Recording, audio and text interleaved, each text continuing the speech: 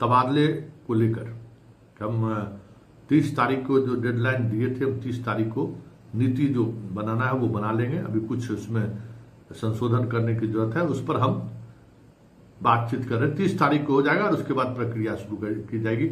आवेदन मांगा जाएगा और उस आवेदन के आधार पर हम विकलांग महिला जो सिंगल वीमेन है उन लोगों का हम पोस्टिंग कर देंगे।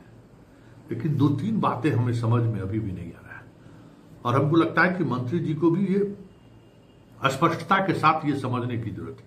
बार बार वो उतना ही बयान दे रहे हैं जितना बयान पहले दिन से दे रहे हैं, जबकि उसमें कई तकनीकी पहलू है जिस पहलू के निष्पादन के बगैर मंत्री जी कुछ कर ही नहीं सकते हैं। लेकिन पहले क्या है वो तकनीकी पहलू, उस पर चर्चा करने से पहले जरा मंत्री जी का बयान सुन लेते हैं। न सिर्फ सक्षमता लेकिन बीपीएससी से जो पास है कमीशन से भी, तो वो बिल्कुल अंतिम चरण में है। अगले 2-3 दिन में हम लोग पूरा कर लेंगे और आप लोगों को हमने जैसा कहा था, सदन में भी कहा था कि हम लोग यथासंभव उसको उधार रखेंगे और उसमें जो महिलाएं हैं या जो बीमार हैं या साध्य रोग्य है या जो ऐसी महिलाएं जो सिंगल हैं, तो इन लोगों का विशेष ध्यान हम लोग रखेंगे और कोशिश करेंगे कि अधिकांश जो पिटिशन आए हैं उनको एड्रेस करने का। लेकिन पूर्व में भी हमने कहा है कि जब भी कोई नीति बनती है, कितनी भी उदार हो, हम लोगों ने सभी, जैसे कि फॉर एग्ज़ाम्पल जो लोग रिटायरमेंट के बहुत नज़दीक हैं तो उनका भी ख्याल रखना है। तो सारी बातों का लेकर के, चूँकि संख्या बहुत है, लाखों में है, तो हर एक व्यक्ति की समस्या को एड्रेस करना मुश्किल होगा।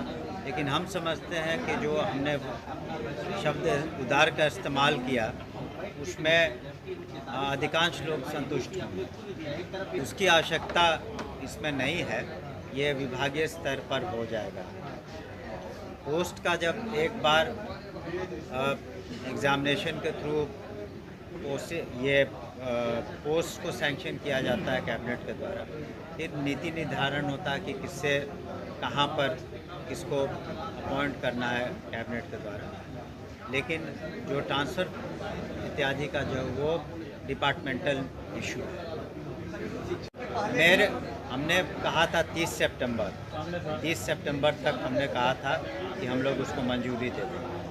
आज 25 तारीख है, तो 30 हमने कहा ना, बिल्कुल अंतिम 1-2 इश्यूज़ हैं, 30 सितंबर से पहले हम लोग उसको अनुमोदन दे देंगे। आपने सुन लिया, इन्होंने कह दिया कि कैबिनेट में भी जाने की जरूरत नहीं है। इन्होंने कह दिया कि बीपीएससी वाले को भी हम आवेदन लेंगे और उसका ट्रांसफर पोस्टिंग करेंगे। तो एक बात हमें ये समझ में नहीं आ रहा है कि कोई भी जो ट्रांसफर पोस्टिंग होता है वो किसी नियम के आधार पर होता है। ये जो कह रहे हैं कि बीपीएससी से आ गया या फिर विशेष शिक्षक हो गए, उसके बाद कोई कैबिनेट जाने की जरूरत नहीं है। तो इतने दिनों तक जो कैबिनेट से अप्रूवल हुआ है, अभी जो जस्ट के पाठक ने जो विशेष शिक्षकों का जो नियमावली बना है कि उसका ट्रांसफर पोस्टिंग क्या होगा, कैसे, सब चीज नियमावली बनाने है, उसी में ना उसने लिख दिया एक लाइन कि भाई बिना पोस्टिंग का विशेष शिक्षक का उनको लाभ नहीं मिलेगा। उसी नियमावली के तहत आप ये करने जा रहे हैं ना। तो अब जब कह रहे कि आवेदन मांगेंगे, अरे भाई आवेदन मांगने के सब विकलांगे थोड़ी है, सब महिलाएं थोड़ी है। जितने शिक्षक विशेष शिक्षक बने हैं सब तो महिलाएं नहीं है, सब अकेले वुमेन तो नहीं है। बाकी जो लोग हैं उसका ट्रांसफर पोस्टिंग कैसे होगा, उस पर क्यों नहीं बोलते हैं मंत्री जी। और बाकी का जो ट्रांसफर पोस्टिंग करेंगे तो कोई नियम कानून के तहत करेंगे ना। मान लीजिए कैडर बदला है,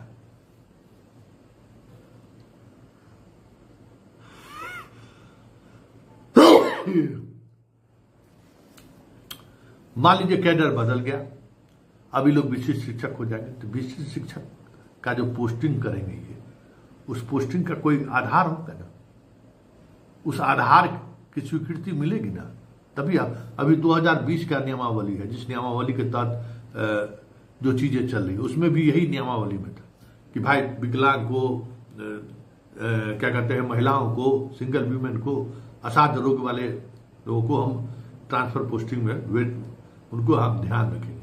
वो तो ध्यान रखिएगा विशेष परिस्थिति वाला ना, और जो नॉर्मल है उसको कैसे ट्रांसफर पोस्टिंग कीजिएगा, तो उसका कोई आधार होगा ना। और उसके बाद बीपीएससी के शिक्षक का भी कहते हैं कि हम ट्रांसफर करेंगे, कैसे कर दीजिएगा उसका ट्रांसफर, उसके लिए तो नियमावली बनानी होगी।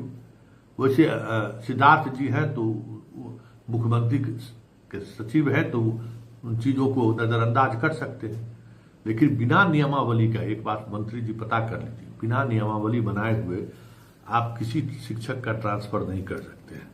जो शिक्षा विभाग में जो परंपरा रही है, परंपरा नहीं, जो नियम संगत रहा है कि कुछ भी आप देखिए, आप ये मत समझिए कि ये कोई कैडर है, इसका आपको यहाँ दे दिया, डिप्टी कलेक्टर हो गया, बीडीओ सीओ आ गया, जैसे आप कह रहे हैं कि जब हो गया तो उसके बाद ट्रांसफर पोस्टिंग के लिए कुछ नियम बनाने की जरूरत नहीं है, ऐसा नहीं है। ये पोस्टिंग का सवाल है, पदस्थापना, और पदस्थापना आपका क्या प्रक्रिया होगा, ये आपको कैबिनेट से अप्रूव कराना होगा कि हमको क्या किस तरीके से कराना है।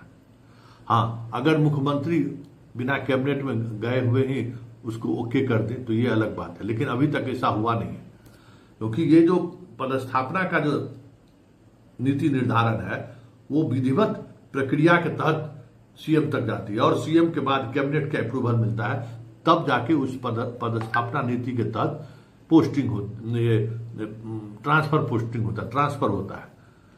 पदस्थापना अलग चीज है और ट्रांसफर अलग चीज है।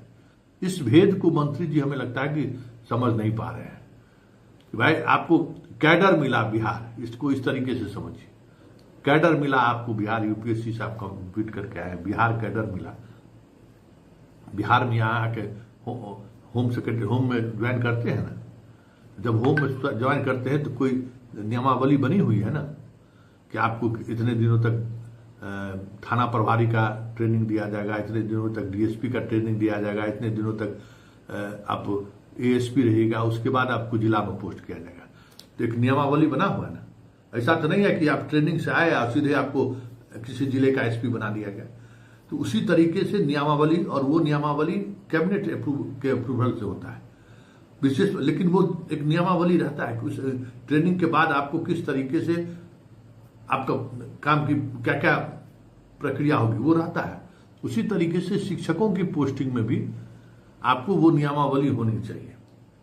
वैसे अब 30 तारीख को भी डेडलाइन आप दे रहे हैं ना, 30 तारीख के बाद आप चॉइस मांगिएगा, बाकी शिक्षकों का क्या होगा, बाकी शिक्षकों की कैसे पोस्टिंग होगी, इसको लेकर अभी तक तो कोई चीजें सामने आई नहीं है। वैसे चलिए देखिए आगे आगे होता है क्या, हम लोग भी देख रहे हैं कि, लेकिन मंत्री जी के बयान में हमेशा से कुछ न कुछ ऐसी चीजें आती रहती है जो स्पष्टता के साथ ये समझ से परे लगता है कि आखिर सरकार चाह क्या रही है।